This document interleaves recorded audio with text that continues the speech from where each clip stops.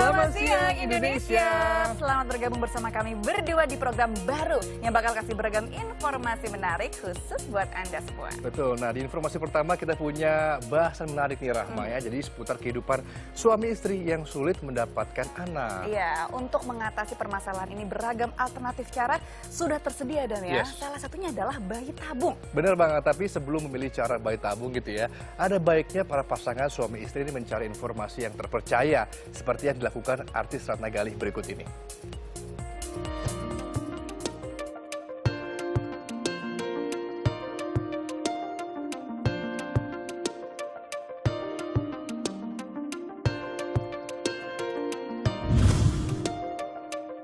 Memiliki keturunan pastinya jadi impian setiap pasangan suami istri. Apabila tak kunjung terwujud, maka mengikuti program bayi tabung atau IVF in vitro fertilization bisa menjadi solusi. Memutuskan ikut program bayi tabung juga dipilih pesinetron Ratna Galih dan suaminya. Namun, ia memiliki alasan tersendiri. Setelah berturut-turut dikaruniai 3 orang anak laki-laki, ia pun berharap bisa memiliki seorang putri yang cantik.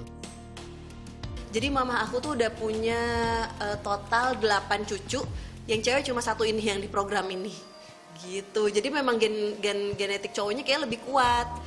Jadi that's why kayak oke, aku nggak mau gambling, kalau memang bisa diusahakan, aku mau usahakan dulu. Walaupun sebenarnya dalam program IVF itu sendiri kita nggak boleh pilih kromosom yang cewek.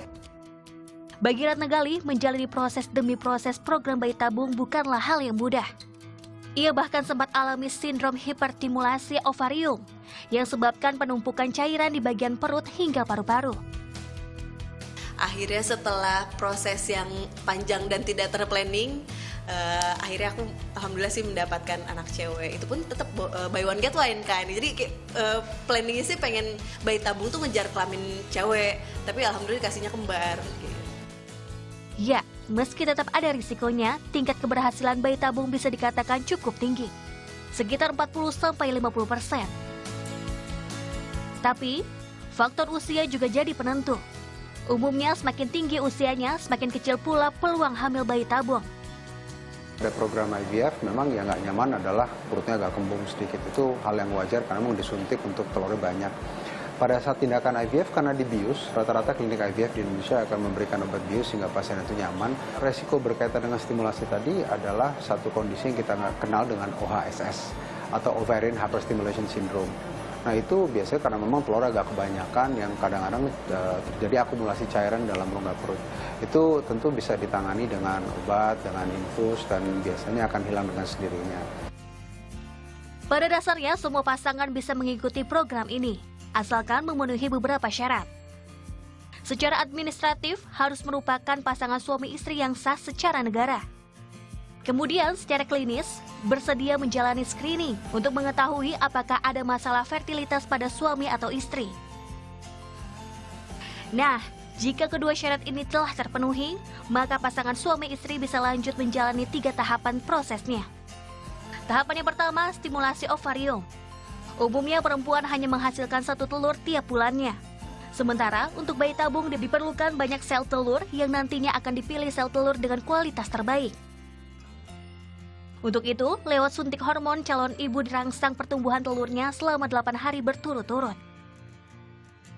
Tahap kedua, proses petik telur atau pengambilan ovum, yang kemudian dikumpulkan di dalam tabung lalu dilakukan proses pembuahan. Nah, sekarang ini saya udah ada di laboratorium IVF nih. Saya mau kasih tunjuk.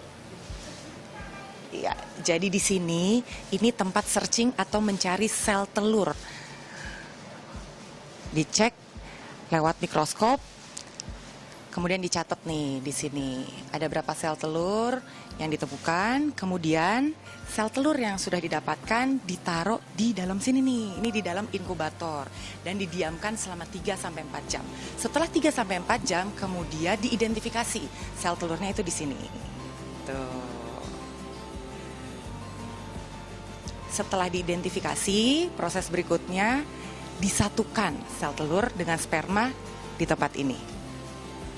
Itu prosesnya bisa dilihat di mana sel telur yang di sebelah kiri dan disuntikkan sperma. Setelah proses di sini, kemudian ditaruh atau dikultur namanya di inkubator di tempat ini nih. Nah, embrio yang sehat itulah yang dimasukkan ke dalam rahim si pasien.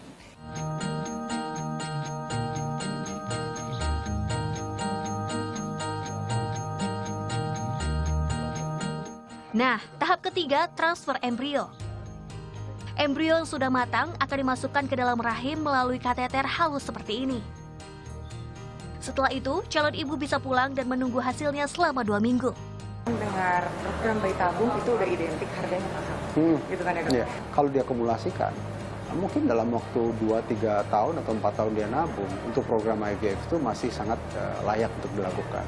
Nah itu kalau memang dari sisi cara kita memandang persesi persiapan dari finansialnya. Tapi kalau kita lihat dari sisi IVF-nya sendiri, memang cost untuk full dose IVF, kita suntik, apa segala macam itu dengan teknologi seperti ini, dengan obat-obat yang kita semuanya harus obat impor, itu tidak bisa kita hindari, cost-nya akan cukup tinggi. Tapi tipikal akan range sekitaran 70-80 jutaan untuk satu siklus program IVF. Ya, tentu akan ada yang lebih tinggi kalau memang dosisnya lebih tinggi. Satu lagi nih yang tidak kalah penting. Sebelum jalani program bayi tabung ini, pastikan pasangan suami istri sudah menetapkan hati dan juga menjaga pola hidup sehat.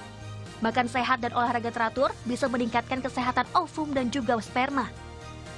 Tim Liputan melaporkan untuk NET.